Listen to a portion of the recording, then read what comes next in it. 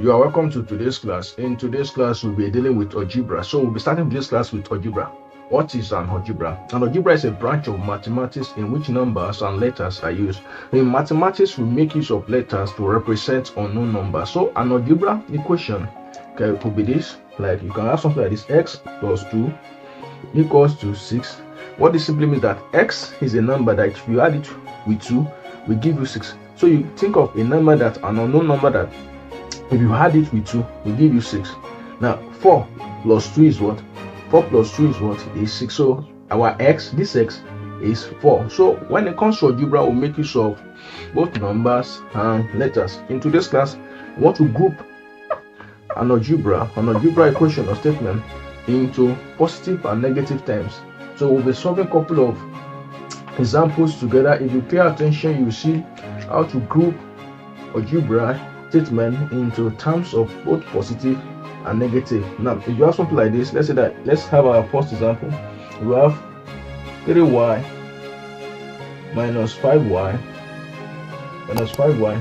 plus 10y minus 4y. You can see that this algebra statement is dealing with y, and one thing you need to understand is that where the sign, the number that owns the sign, like this minus now, this minus belongs to this plus belongs to this minus belongs to this. So when you don't have any sign at the front of a number, you assume that it is plus. So I'm going to assume that this 3y owns this plus. Now you know that I want to group this algebra statements into both positive and negative terms. So I'm going to start with the positive. Now you know that this is plus, so I'm going to start with 3y. Is there any number that is having positive again? I think this. So this will be plus 10y. I think that's all. Then we'll go to the negative now. We are through with the negative. We are through with the positive ones. Then we'll go to the negative ones. This is minus 5y minus 4y. For this and this, those are the negative ones. And the reason why we used to group our algebra into positive and negative terms is to simplify it, to make it easier to solve it out, to get the unknowns. Now let's start now. 3y plus 10y, we can add it together since it's having the same alphabet. 3y plus 10y is what? That will be 13y. And this is where it becomes a little bit dicey now. This one minus 5y minus 4y. Several students struggle with anything that has to do with minus. They don't just know how to go about it. Always understand it this way.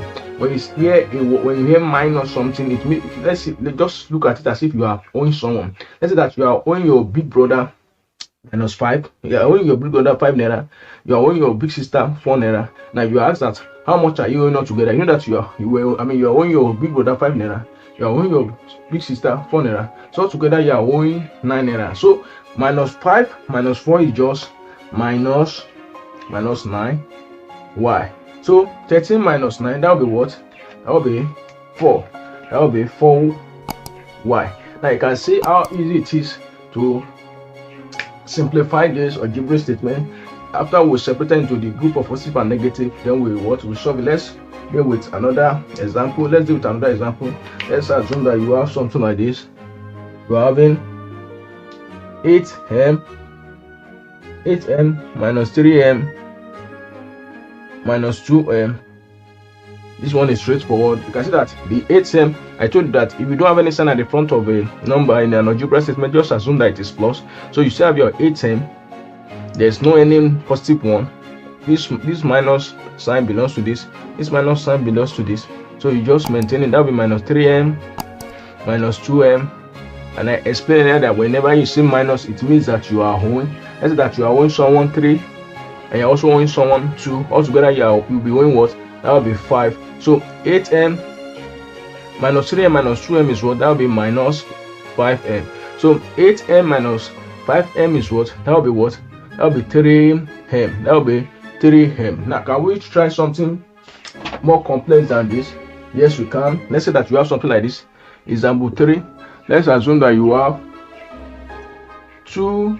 You have 2q minus 20q plus 11q plus 8q plus 5q. Now you know that Our target is to simplify this algebraic statement by grouping it into both positive and negative terms. Now, you need to understand that this minus belongs to this plus belongs to this plus belongs to this plus belongs to this. Now, what about this sign? I told you that if you don't have any sign at the front of a number in an algebra, you just assume that it is plus. So we assume that this is plus. So the first group that we're going to go for is the positive group. We're going to go for the positive group. That will be, that will be 2q. This one too is having plus. That will be plus 11q. Okay, this plus 8q, and this plus 5q.